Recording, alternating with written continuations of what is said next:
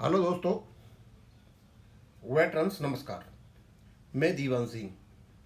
मैं बताना चाहूँगा कि मैंने कहीं एक लेटर में ये देखा कि आरबीआई में 20 साल में फुल पेंशन हो जाती है। जैसे हमारे यहाँ पर 33 साल में फुल पेंशन मिलती है, आरबीआई में ये 20 साल में हो जाती है।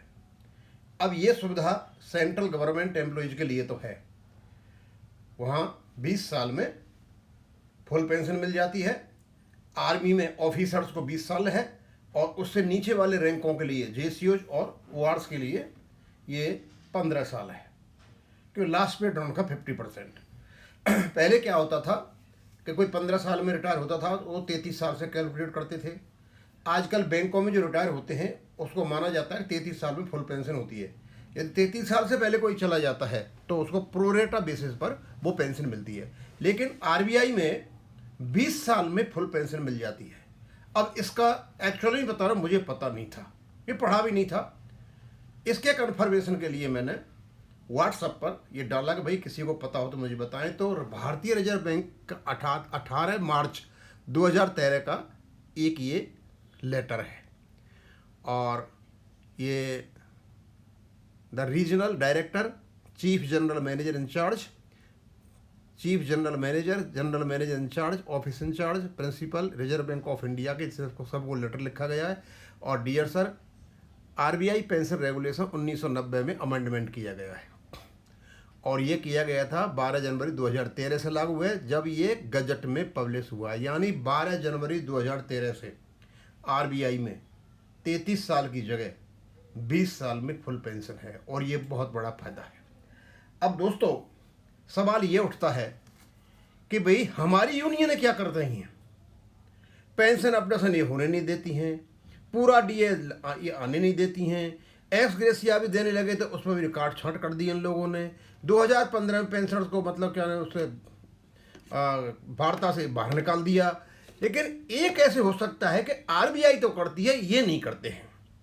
फर्क केवल और केवल, चाहे बुरा लगे चाहे अच्छा लगे, ये जितने भी कम्युनिस्ट बेस्ड यूनियंस हैं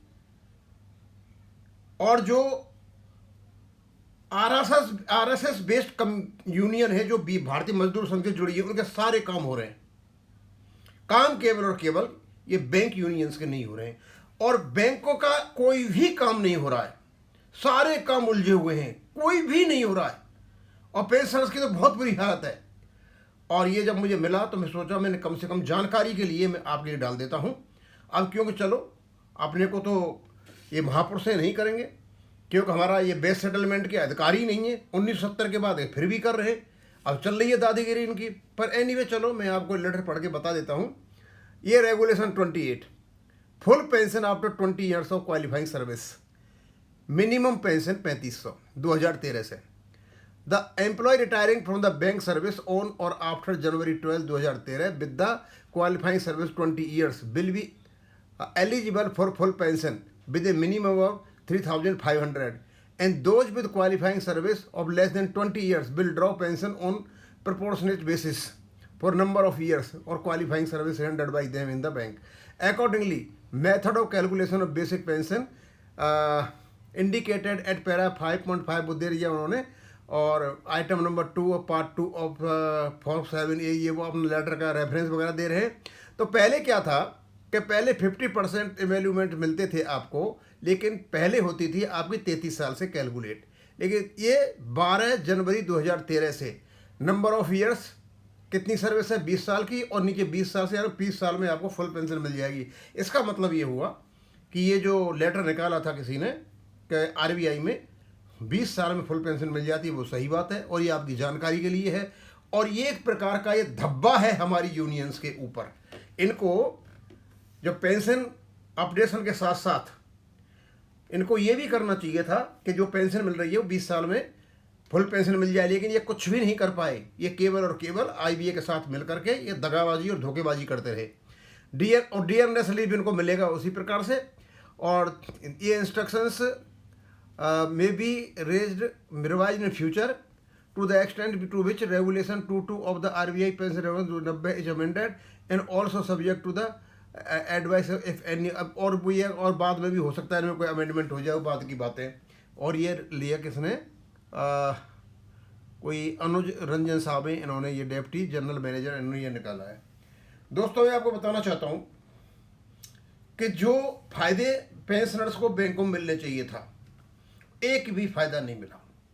इन्होंने हर तरह से नुकसान कराया, हर तरह से जेब काटी बैंक पेंशनर्स की, और ये पूरा का पूरा ग्रुप है लेड बाई बैंक का चलाऊं। और अभी भी इस समय भी इसको सिर्फ इसलिए रखा जा रहा है कि ये बैंक पेंशनर्स को कितना नुकसान कर सकता है, और इसको रखने का कोई मतलब नहीं है। अदरवाइज बेस सेटलमेंट, मैं आपको फिर बता रहा हूं, बेस सेटलमेंट 1970 के एक्ट के बाद आईबीए और यूनियन यूएफबीयू का मैटर नहीं है, ये आईडी एक्ट में आता है।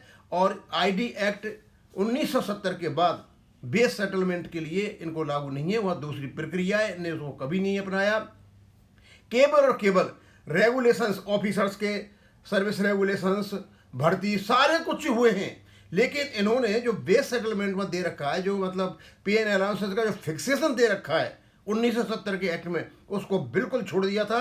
जब को होना उस तरीके से चाहिए था, उन्हें नहीं होने दिया, और ये कोई पुराना ढर्रा आईडी एक्ट की तरफ लेके चल रहे हैं। और हमारे कुछ पुराने लोग इस संदर्भ में इतने अडिग हैं कि मानने को तैयार नहीं है, बस ID act, ID act, ID act. अरे भाई, आईडी एक्ट में जो आपकी ये कलेक्टिव बार्गेनिंग होती है बेस सेटलमेंट के लिए, वो 1970 से पहले थी। 1970 के बाद आपकी कलेक्टिव बार्गेनिंग खत्म हो चुकी है बेस सेटलमेंट के लिए।